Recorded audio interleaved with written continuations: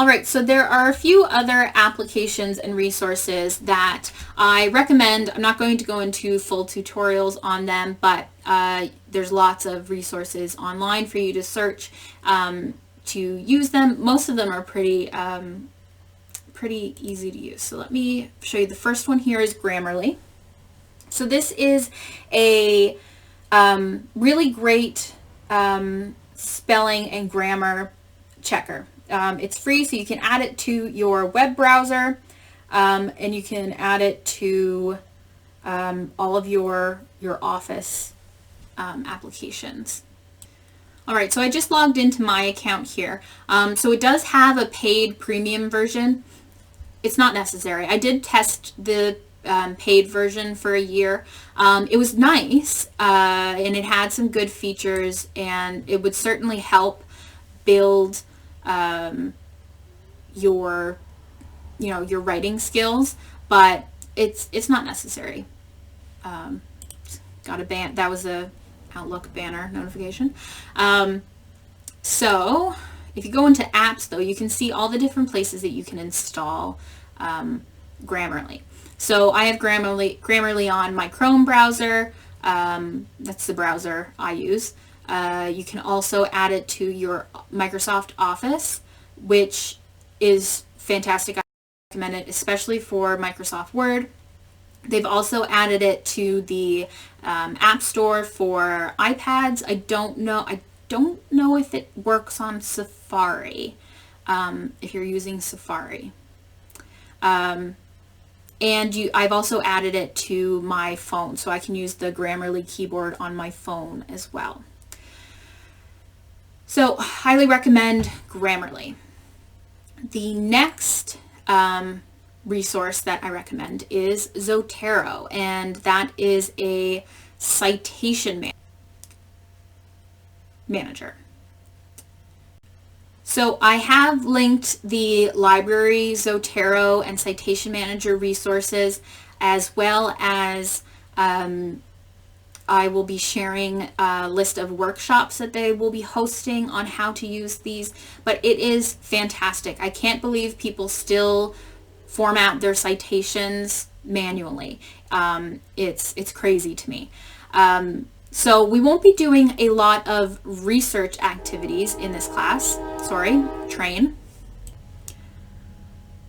So in our class, we won't be doing a lot of researching, but in your written submissions, you will need to cite your sources. And the sooner you learn how to use your reference manager, the better. It will make your life so much easier.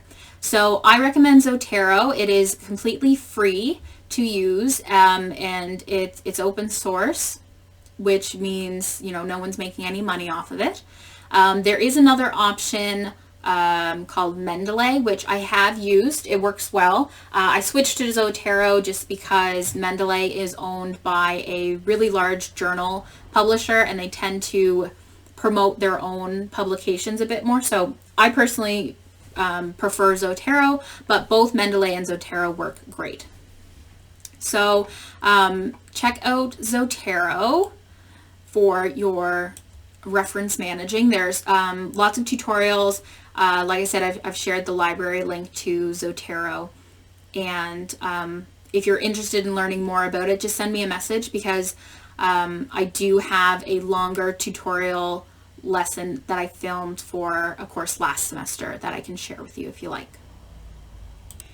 It does have a desktop application version, which is great, and it has plugin feature with Microsoft Word. So I'll just open an article that I'm working on. So you can see I have Zotero up here at the top, and I can add citations, I can add bibliography, I can set whether I want it to use, most of the time you'd probably be using APA, so I can set it to use APA, and it will format everything for me. I don't have to do anything, which is great. You can also see I have the Grammarly plugin in Microsoft Word. So I can open Grammarly here on the side, And these should automatically download and install into your Microsoft Word, these plugins. But Grammarly will open up, actually this is just a title page. Let me open an actual document. All right, so here's an actual document. So I can open Grammarly.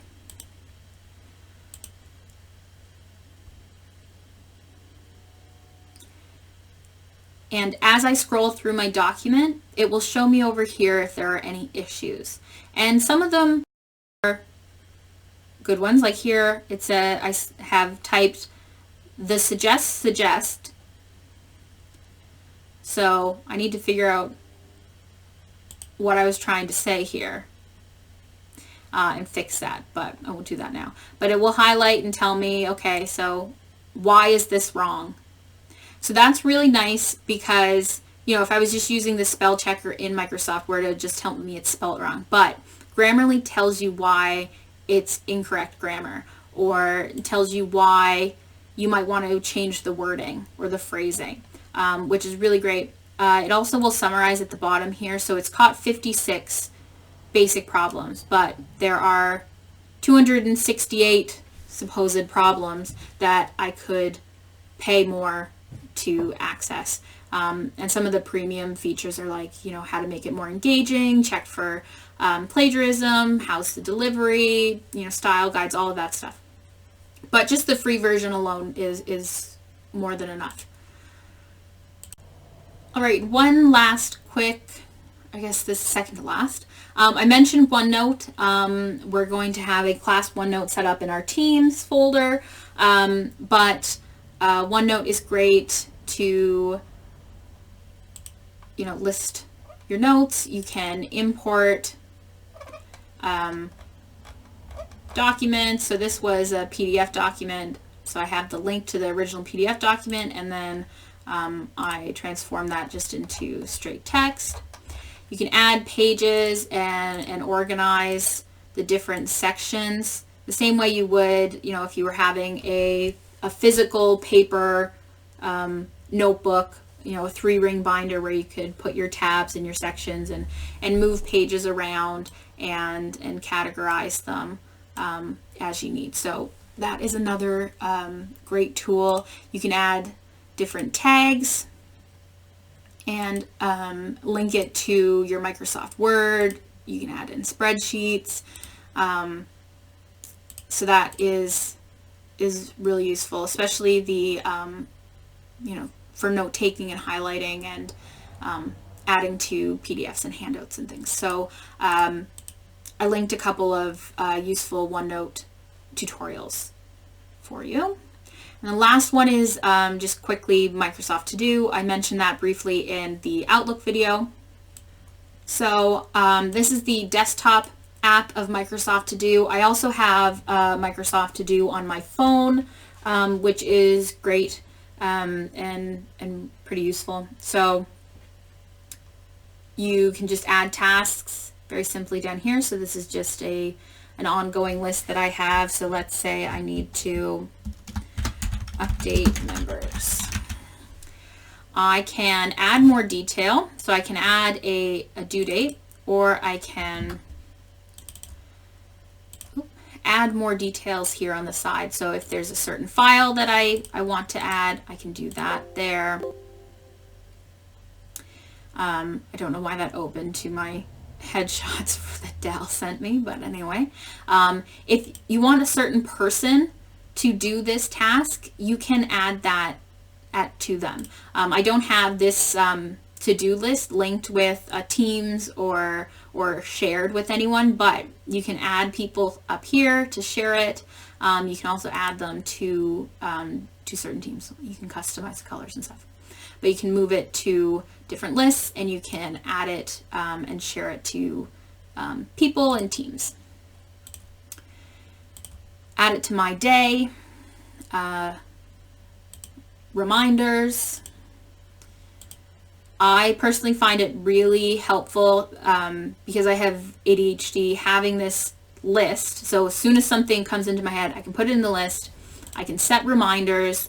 I have reminders on pretty much everything in my calendar. I can add a due date. If it's something I'm going to have to do every week, I can add that. So Microsoft To Do is really helpful for me. And hopefully it is for you. I'm going to delete that because I don't actually have to do that. So those are just a few extra bits and bobs that I find to be useful. Hopefully they're useful to you as well. If you have any other tips, tricks, recommendations, feel free to post them in our class teams.